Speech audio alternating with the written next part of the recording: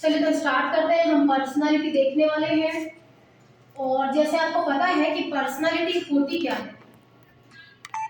जैसे हम देखें, personality is sum total of physical, social, emotional and intellectual traits of an individual that is expressed in term of behaviour, attitude, manners, habits. Okay, तो personality क्या है? Personality यहाँ पर जैसे हम देख रहे हैं कि किसी भी मतलब जैसे मैंने आपको पहले ही बताया था कि वुडवर्ड ने क्या कहा है। वुडवर्ड बोलते हैं कि व्यक्ति के व्यवहार के समस्त गुणों को ही क्या बोला जाता है? व्यक्तित्व कहा जाता है, पर्सनालिटी कहा जाता है। तो इस तरह से जो हमारी इनर क्वालिटीज हैं, ठीक है, जो हमारे आंतरिक गुण हैं और जो हमारे बाह्य गुण हैं, उन दोनों का जो कॉम्बिनेशन होता है उसी को हम क्या कहते हैं? व्यक्तित्व कहते हैं, पर्सनालिटी कहते हैं। इसी में हम आगे देखें कि हमारी जो पर्सनालिटी होती है उसकी क्या क्या विशेषताएं होती है।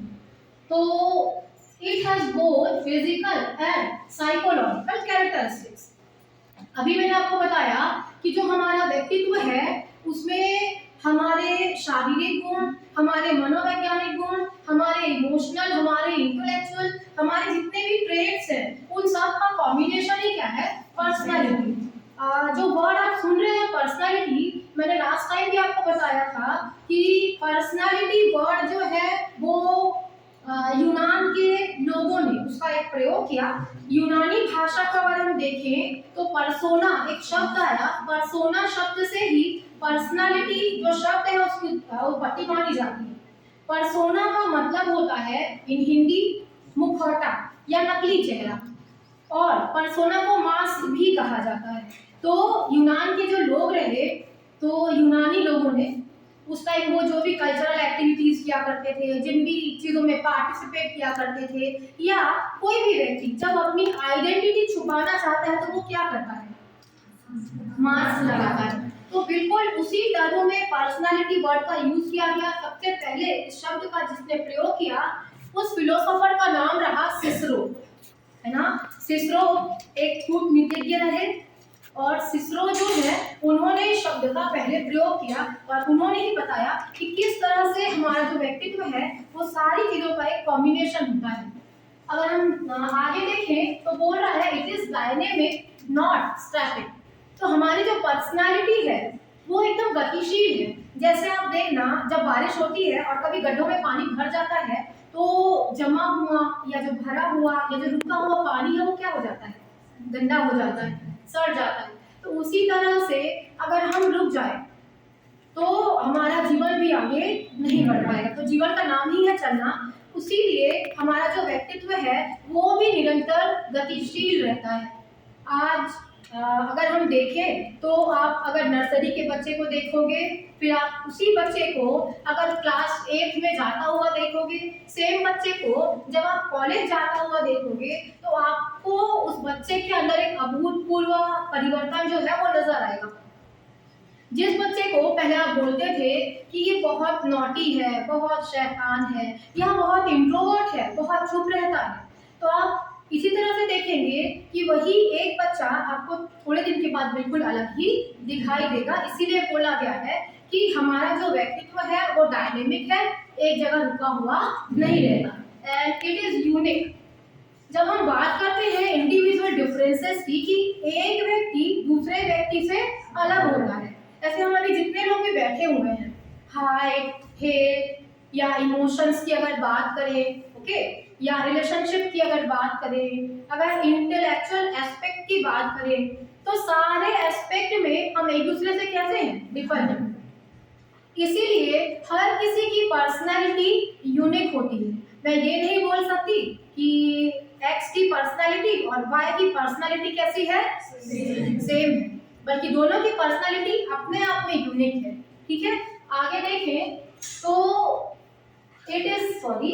It continuously adjust to the environment. हमारा जो व्यक्तित्व है, अगर हम फैक्टर्स को देखें तो हमारा जो व्यक्तित्व है, हमारी जो पर्सनैलिटी है, उसके ऊपर बहुत सारे फैक्टर्स का प्रभाव पड़ता है।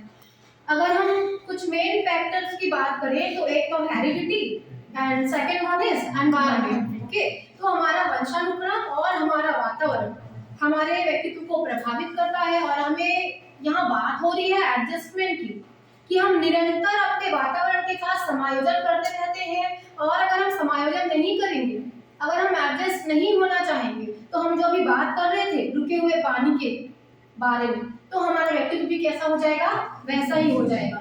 और आगे देखिए तो जैसे it helps in prediction of behaviour. तो लास्ट क्लासेस में हमने पढ़ा था टाइप्स ऑफ लर्निंग और मेथड्स ऑफ लर्निंग के बारे में।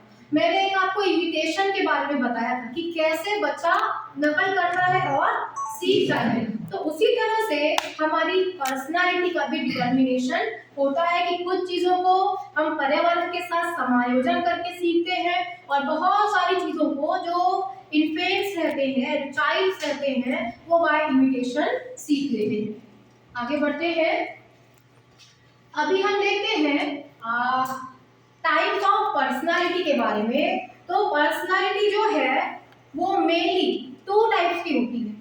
ओके, पर्सनालिटी जो है अगर हम साधारण शब्दों में देखें तो पर्सनालिटी जो है वो 2 तरह की है। आप बोल सकते हो कि सपोज अगर मैं बोलूं कि एक्स बहुत संकोची है, बहुत शांत रहता है, और अगर मैं बोलूं कि वाई बहुत मिलनसार है, किसी से भी जाके अच्छे से अपने इमोशंस को एक्सप्रेस कर लेता है। पर अगर हम देखें तो स्कॉलर्स ने इसको अलग अलग तरह से क्लासिफाई किया हुआ है, और पर्सनालिटी के लिए 2 अलग अलग सिद्धांतों का प्रतिपादन किया गया है। जहां पर एक सिद्धांत है type theory and second one is trait theory. Okay, तो हम फर्स्ट देखते हैं टाइप थ्योरी को। तो व्हाट इज टाइप अप्रोच, ये हम देखें। मैं ऐसे ही आपको बता रही हूँ। तो टाइप अप्रोच क्या है? टाइप अप्रोच क्या होता है, मतलब टाइप अप्रोच क्या होता है कि जो हम जितने भी व्यक्ति हैं, सपोज अगर मैं अभी बोलूं कि दीपिका बहुत शांत है, और अगर मैं बोलूं कि एकता थोड़ी चुलबुली है ना, तो यहाँ पर आपको 2 चीजें देखने को मिल रही हैं। एक तो आपको एक अप्रोच देखने को मिल रहा है कि बच्चा शांत है, और एक अप्रोच देखने को मिल रहा है बच्चा चुलबुला है। अच्छा, इसी को अगर मैं एक टर्म में बोलूं कि जया की हाइट और हेल्थ एकदम ऑर्गेनाइज्ड है, और अगर मैं बोलूं कि नंदिनी दुबले पतले शरीर वाली है, अगर मैं ऐसा बोलती हूँ तो भी आपको 2 टर्म देखने को मिल रहे हैं। समझ आ रहा है? तो अभी देखो, यही एक है आपका टाइप थ्योरी। जब हम बात कर रहे हैं कि ये बच्चा अपनी बॉडी से इस तरह का है और दूसरे बच्चे का बॉडी स्ट्रक्चर इस तरह का है। जहाँ भी मैंने यहाँ गुणों की बात की कि एक बच्चा बहुत शांत है, एक बच्चा थोड़ा नॉटी है, तो इसी तरह से क्लासिफाई किया गया है, बांटा गया है टाइप थ्योरी को और ट्रेट थ्योरी को। तो सबसे पहले हम टाइप अप्रोच को देखने वाले हैं। अभी मैंने आपको टाइप अप्रोच क्या है वो बताया। एक इसका इमेज जैसे आप देखें कि हमारी पर्सनैलिटी, सपोज एक पहाड़ मेरे सामने आ गया, तो मैं बोलूंगी ओ माय गॉड, इस पहाड़ को मुझे चढ़ के जाना पड़ेगा, मतलब। और दूसरे ने उसी पहाड़ में अपना सुकून खोज लिया। ओके, दूसरे को वही पहाड़ जो है वो सुकून के रूप में नजर आया। या आप पैदल चल रहे हैं कहीं पर और आप नेचर को खोजते हुए जा रहे हैं, कितनी गर्मी है, कितना धूप है, और कोई व्यक्ति जो नेचर है, नदी तालाब है, पर्वत पहाड़ है या पेड़ है, वहां जाके सेल्फी ले रहा है या मजे कर रहा है। ठीक है, तो हमारा जो दृष्टिकोण है चीजों को देखने का, चीजों के बारे में सोचने का, वो सबका कैसा होता है, अलग अलग होता है। यही है आपका type approach. Okay, type approach mainly हमारे बॉडी स्ट्रक्चर को बताता है, और हर किसी का बॉडी स्ट्रक्चर जैसा होता है उसी के हिसाब से उसके गुण भी होते हैं। ओके, वो है टाइप अप्रोच कि हर किसी का जिस तरह का फिजिकल स्ट्रक्चर है, कौन कैसा है, दुबला पतला छोटा, ठीक है, मोटा, तो उसी के हिसाब से उसका जो ट्रेट है वो डिटरमाइन किया जाता है। ठीक है, निर्धारित किया जाता है। उसी में मैं आपको टाइप अप्रोच में ही जो नेक्स्ट बताने वाली हूँ वो है टाइप अप्रोच अकॉर्डिंग टू चरक संहिता। तो चरक संहिता में टाइप अप्रोच के बारे में क्या बोला गया है? हमारा जो आयुर्वेद है, आयुर्वेद क्या कहता है? तो आयुर्वेद में 3 तरह के लोगों के बारे में बात की गई है। ओके, आयुर्वेद में 3 तरह के लोगों के बारे में बात हुई है, वात, पित्त, कफ। ओके, तो 3 तरह की पर्सनालिटी होती है, वात प्रधान, पित्त प्रधान और कफ प्रधान। ओके, तो जो व्यक्ति वात प्रधान पर्सनालिटी के होते हैं, ऐसा माना जाता है कि वो थोड़े स्फूर्तिवान होते हैं और थोड़ा कामकाज करने में बहुत तंदुरुस्त होते हैं, मतलब किसी भी काम को बहुत आसानी से वो करते हैं, जो वात प्रधान पर्सनालिटी है, व्यक्तित्व है। ओके, ऐसा माना जाता है कि जो पित्त प्रधान पर्सनालिटी है वो आलसी होती है और सुस्त होती है, पर आलसी और सुस्त होने के बाद भी पित्त प्रधान पर्सनालिटी इमोशनली मैच्योर होती है, ऐसा स्कॉलर्स का मानना है। आगे देखें कफ प्रधान व्यक्ति। तो कफ प्रधान व्यक्ति जो है, माना जाता है कि उनकी पर्सनैलिटी थोड़ी चिड़चिड़ी टाइप की होती है, वो थोड़े चिड़चिड़े स्वभाव के होते हैं। ठीक है, तो ये आपने देखा चरक संहिता में व्यक्तित्व के 3 प्रकार इस तरह से बताए गए हैं। आगे मैं आपको बताऊं तो आगे हम देखते हैं त्रिगुणा के बारे में। ठीक है, आगे यहाँ पर आप देख रहे हैं जो 3 तरह के गुण बताए गए हैं व्यक्तियों में, सतोगुण, रजोगुण और तमोगुण। ओके, 3 तरह के गुण के हिसाब से भी पर्सनालिटी को क्लासिफाई किया गया है। ठीक है, 3 तरह के गुण के हिसाब से व्यक्तित्व का विभाजन किया गया है, सतोगुण, रजोगुण और तमोगुण। अब सतोगुण वाले जो व्यक्ति हैं, तो जैसे अगर हम देखिए कलर से भी हम चीजों को पहचानते हैं। आप देख रहे हैं कि जो सत्वगुण है और जो रजोगुण है और जो तमोगुण है, ठीक है, ये आपको निगेटिविटी दिखा रहा है। ठीक है, ये थोड़ी नकारात्मकता दिखा रहा है। और उसके अपोजिट अगर आप देखोगे तो सत्वगुण वाला जो व्यक्तित्व रहता है वो बहुत संगठित व्यक्तित्व माना जाता है। ठीक है, जो पर्सनालिटी जिस व्यक्ति के अंदर सत्वगुण प्रधान होता है। ठीक है, सत्वगुण मतलब जो व्यक्ति सात्विक रहता है, जो नॉनवेज नहीं खाता, जो सिर्फ शाकाहारी रहता है, जो अल्कोहल का, ड्रग्स का आदि का सेवन नहीं करता, तो ऐसे जो व्यक्ति रहते हैं वो बहुत सात्विक प्रवृत्ति के रहते हैं। ये जो लोग होते हैं बहुत ज्यादा अग्रेसिव भी नहीं होते। ठीक है, इनके प्रवृत्ति के हिसाब से जो सात्विक आहार ग्रहण करते हैं, इनके विचार भी कैसे रहते हैं, सात्विक टाइप रहते हैं। और फिर उन्हीं तरह की एक्टिविटीज में इनका मन लगता है, इनको गुस्सा नहीं आता, ये बहुत शांत प्रवृत्ति के रहते हैं, इनकी पर्सनालिटी एकदम ऑर्गेनाइज्ड रहती है, एकदम संगठित रहती है। अगर हम रजोगुण के बारे में बात करें तो इसके अपोजिट अगर हम जाएं, जो रजोगुण वाला व्यक्ति रहता है वो मांसाहार का सेवन करने वाला, अल्कोहल लेने वाला, और इस तरह से ये जो पर्सनालिटी है ये थोड़ी अग्रेसिव मानी जाती है। ओके, ये जो टाइप है पर्सनालिटी का वो थोड़ी आक्रामक हो जाती है, क्योंकि उसका भोजन उसी तरह का है, उसके विचार भी थोड़े से द्वेष वाले रहते हैं, थोड़े दूसरे व्यक्तियों से अलग विचार ये रखता है। और अगर आप तमोगुण की बात करो तो जो व्यक्ति, जैसे आप पहले के राजा महाराजा को देखा करते थे कि युद्ध का समय चल रहा है और राजा महाराजा भोग विलास में लिप्त हैं, तो तामसिक प्रवृत्ति के जो व्यक्ति रहते हैं वो बहुत लग्जरी लाइफ जीना पसंद करते हैं, बहुत आराम और शौक उनके अंदर रहता है, आराम चाहते हैं, और अलग अलग जो बेकार शौक है ऐसे लोगों के अंदर भरे हुए रहते हैं। ठीक है, तो इस तरह से हमने देखा कि त्रिगुणा के हिसाब से भी पर्सनालिटी को 3 टाइप्स में कैटेगराइज किया गया है। आगे हम देखें तो एक स्कॉलर है शेल्डन जो है, शेल्डन ने भी पर्सनालिटी को जैसे आप देख रहे हो body build and temperament. Okay, तो शेल्डन ने भी व्यक्तित्व को उनके आकार के हिसाब से और उनके स्वभाव के हिसाब से कैटेगराइज किया। यहाँ पर आप देख सकते हैं एंडोमॉर्फिक, मेसोमॉर्फिक और एक्टोमॉर्फिक, 3 तरह के व्यक्तित्व के बारे में शेल्डन ने बताया। ओके, एंडोमॉर्फिक जो पर्सनालिटी होती है, एंडोमॉर्फिक पर्सनालिटी को स्थूलकाय व्यक्तित्व कहा जाता है। ठीक है, जो एंडोमॉर्फिक पर्सनालिटी है उसको स्थूलकाय व्यक्तित्व कहा जाता है। ऐसे व्यक्तियों का जो व्यक्तित्व है वो थोड़ा सा आराम पसंद होता है। ये जो पर्सनालिटी होती है वो शरीर से थोड़े मोटे होते हैं और इनके मित्र बहुत ज्यादा होते हैं। इनको मित्र बनाना बहुत पसंद होता है। और एक्टोमॉर्फिक जो पर्सनालिटी है तो एंडोमॉर्फिक पर्सनालिटी के बारे में आगे अगर हम बात करें तो ये जो पर्सनालिटी है वो खाने पीने का बहुत शौकीन होता है। इसके अलावा इसको खिलाने का भी शौक होता है। तो ओवरऑल अगर आप देखोगे तो स्थूलकाय है और ये बहुत मिलनसार टाइप का व्यक्तित्व माना जाता है। हम आगे आते हैं मेसोमॉर्फिक।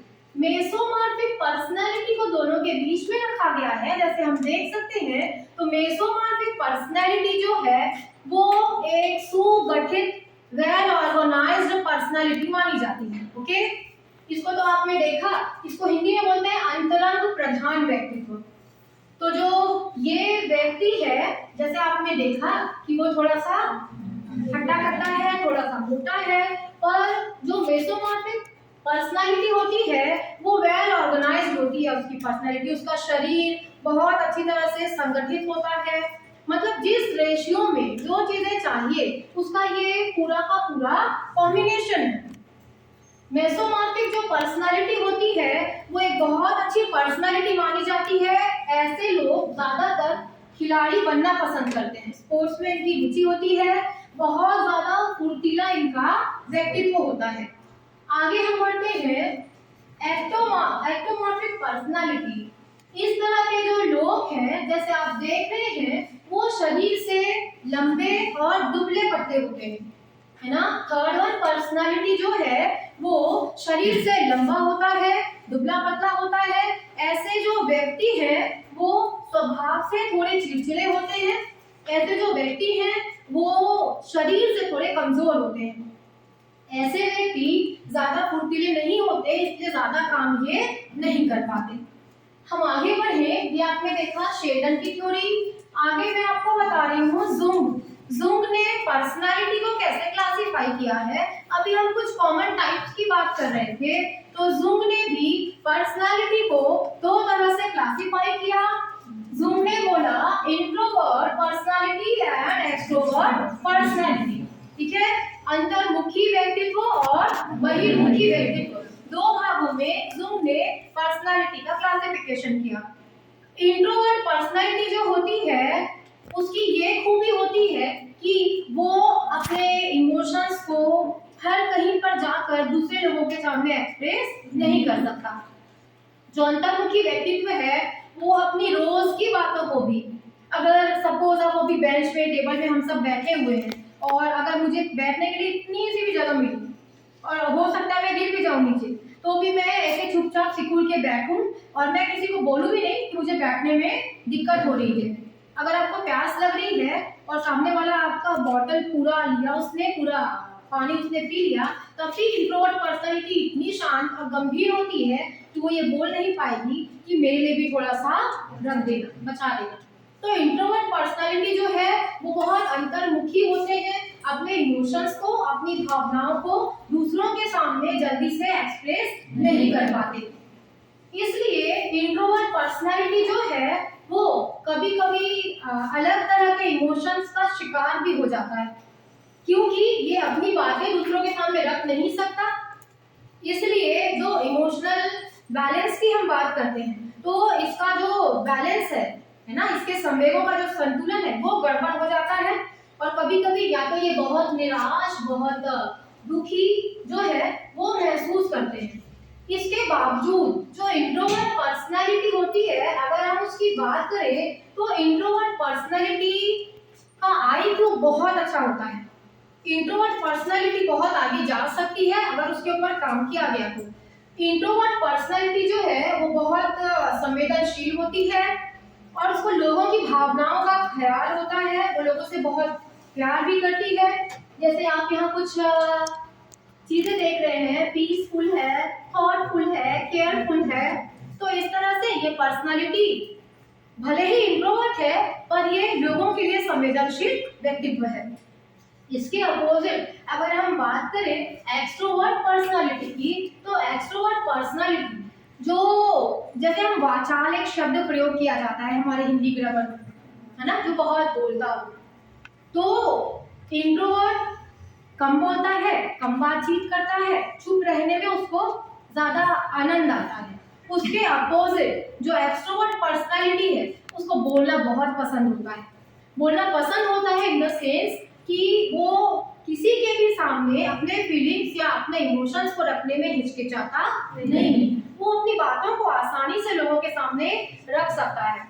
जो एक्सट्रोवर्ट पर्सनालिटी होती है अपने व्यवहार के कारण, ठीक है, अपनी पर्सनालिटी के कारण उसके जो ट्रेट्स हैं बहुत उभर के सामने आते हैं। ये जो पर्सनालिटी है वो सोशल वर्कर बन सकता है, समाज के लोगों के बीच में अच्छा उठना बैठना, अपनी बातों को रखना, जिसकी वजह से वो समाज का एक अच्छा सदस्य बन के उभरता है। वो एक लीडर भी बन सकता है, एक नेता भी बन सकता है।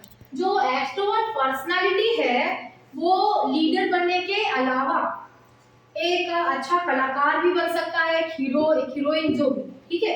उसके अपोजिट अगर हम बात करें तो इंट्रोवर्ट पर्सनालिटी एक अच्छा कवि बन सकता है। इंट्रोवर्ट पर्सनालिटी जो है एक अच्छा फिलोसोफर बन सकता है। इंट्रोवर्ट पर्सनालिटी एक अच्छा चित्रकार बन सकता है।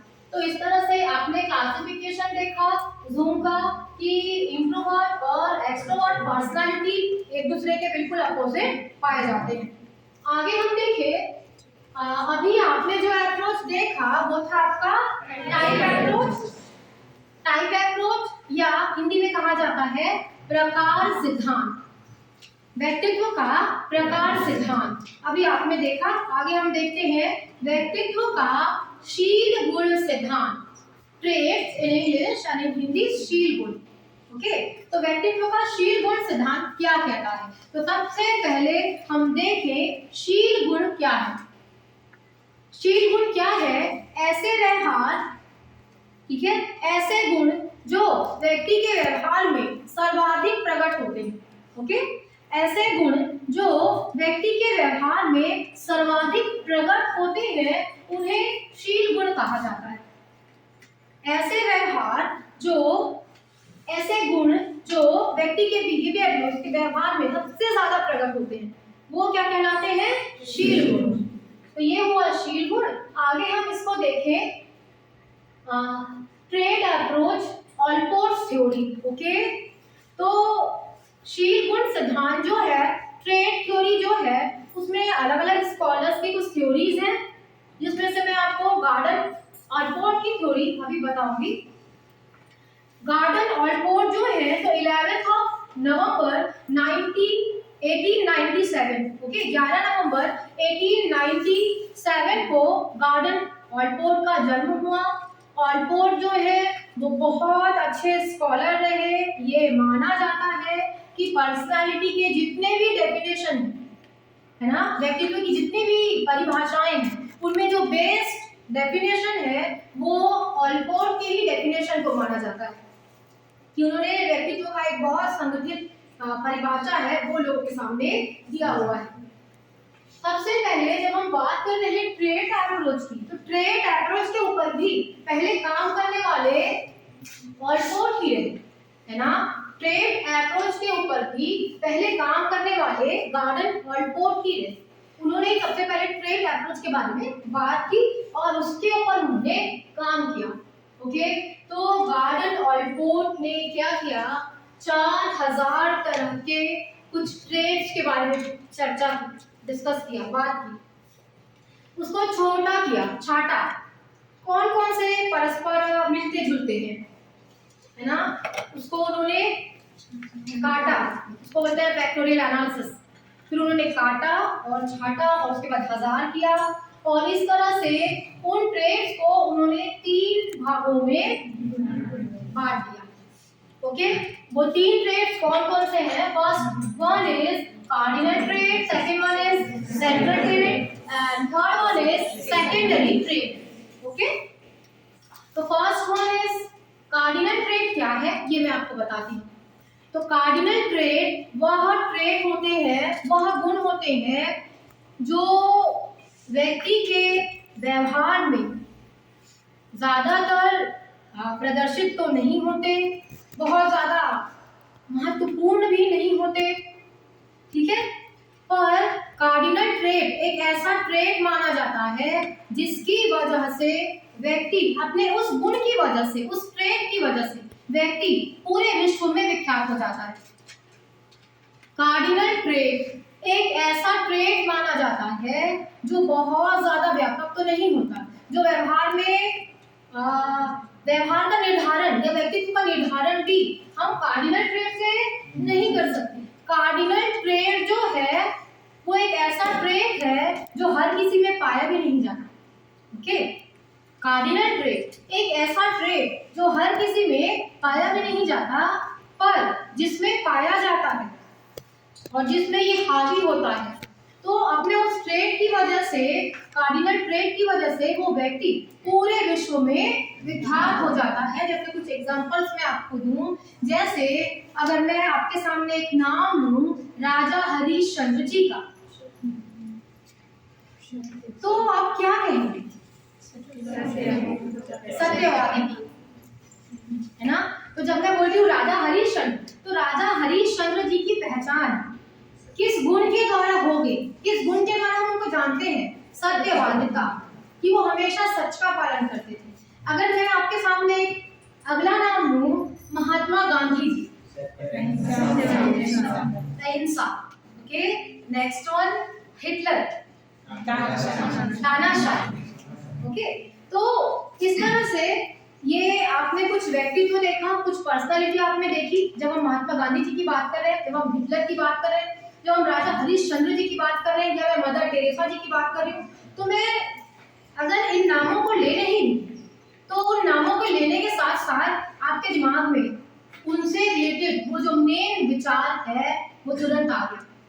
वही है कार्डिनल ट्रेट, जिसने उस व्यक्ति को इस गुण की वजह से पूरे विश्व में विख्यात कर दिया, और इसी गुण की वजह से वो व्यक्ति जाना या पहचाना जाता है। क्लियर? तो जैसे मैंने पहले भी बताया था, ट्रेट्स क्या है जो हमारे व्यवहार में सबसे ज्यादा प्रदर्शित होते हैं, ठीक है, वो ही हमारे ट्रेट्स, ठीक है। नेक्स्ट वन अगर हम देखें सेंट्रल ट्रेट, सेंट्रल ट्रेट्स या केंद्रीय गुण कौन से गुण हैं? केंद्रीय गुण जो है उनकी संख्या, उनकी औसत संख्या 8 से 10 होती है सिर्फ। केंद्रीय गुण जिनकी औसत संख्या 8 से 10 होती है, और ये एक ऐसे गुण होते हैं जिनके द्वारा ही किसी व्यक्ति के बारे में हम चर्चा कर सकते हैं या एक निष्कर्ष पर पहुंच सकते हैं, ठीक है। सेंट्रल ट्रेट ऐसे गुण जिन गुणों के द्वारा ही हम एक व्यक्ति के बारे में किसी निष्कर्ष पर पहुंच सकते हैं। इनकी संख्या कम होती है, और ये गुण जो है वो किसी व्यक्ति के व्यवहार के बारे में एक दिशा प्रदान करते हैं। सपोज जैसे अभी मैंने आप लोगों को बोला कि XYZ बहुत शर्मीला है, XYZ को बहुत जल्दी रोना आ जाता है, XYZ को बहुत जल्दी गुस्सा आ जाता है। या अगर मैं अभी आप लोगों को बोलूं कि आप लोग मुझे, हमारी क्लास में अगर कोई श्याम बच्चा हुआ, मैं बोलूं कि श्याम के बारे में कुछ बातें बोलिए, तो आप लोग क्या करेंगे? मैडम श्याम जो है वो बहुत जल्दी रो देता है ना, मैडम श्याम जल्दी नाराज हो जाता है, श्याम को खाने पीने का बहुत शौक है ना, श्याम का ड्रेसिंग सेंस बहुत अच्छा है। तो इस तरह से कुछ उसके बारे में आप बातें करेंगे, वही है आपका सेंट्रल ट्रेट। जैसे भावुक हो जाना, गुस्सा हो जाना, ठीक है, हंसना, रोना, जो भी। इसके अलावा अगर हम आगे आए सेकेंडरी ट्रेट्स की जब हम बात करते हैं, तो इसको हिंदी में बोला जाता है गौण गुण। सेकेंडरी ट्रेट्स जो है वो बाकी गुणों की अपेक्षा कम संगठित और कम महत्वपूर्ण माने जाते हैं। सेकेंडरी ट्रेट्स ऐसे ट्रेट्स होते हैं जिन गुणों के आधार पर आप किसी भी व्यक्ति के बारे में एक निष्कर्ष पर नहीं पहुंच सकते।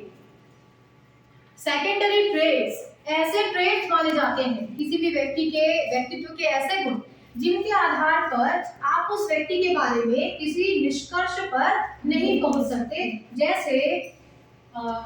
जैसे अगर एक्स को जब भी आप देखते हो, एक्स एक विशेष तरह का हेयर स्टाइल करके रखा हुआ होता है।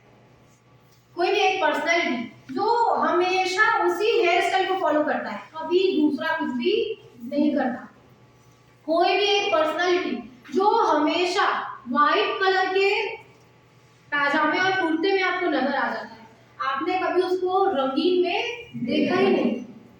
कोई एक पर्सनैलिटी जो हमेशा आपको कुछ विशेष तरह का खाता हुआ ही नजर आएगा, है ना, कि वो हमेशा आप देखोगे उसी तरह के खाने खा रहा है। ठीक है, तो जो सेकेंडरी ट्रेट है, गौण गुण है, वो किसी विशेष तरह का पहनावा, किसी विशेष तरह का खाना पीना या किसी विशेष तरह का हेयर स्टाइल आदि को दर्शाता है। और इसके आधार पे हम किसी को जज नहीं कर सकते, इसके आधार पे हम किसी की पर्सनालिटी को डिटरमाइन भी नहीं कर सकते। क्या हुआ अगर वो एक विशेष तरह का हेयर स्टाइल रखता है, क्या हुआ, पर उसके हेयर स्टाइल के हिसाब से क्या आप बोल सकते हो कि उसमें ये ऐसे ऐसे गुण है या वो इस तरह का है, आप बोल सकते हो? नहीं। ठीक है, तो इस तरह से हमने देखा कि गार्डन ऑल्टमोर जो है उन्होंने ट्रेड्स को कैटेगराइज किया 3 भागों में, और ये आपने देखा आज टाइप थ्योरी और ट्रेड थ्योरी। तो टाइप थ्योरी आपने देखा कि किस तरह से उसमें पर्सनालिटी का निर्धारण किया गया है, और आपने देखा कि ट्रेड थ्योरी हमें गुणों के आधार पे किस तरह से बांटती है। तो अगर कोई कंफ्यूजन हो तो आप पूछ सकते हैं, किंतु आज का हमारा टॉपिक कंप्लीट हुआ। Thank you.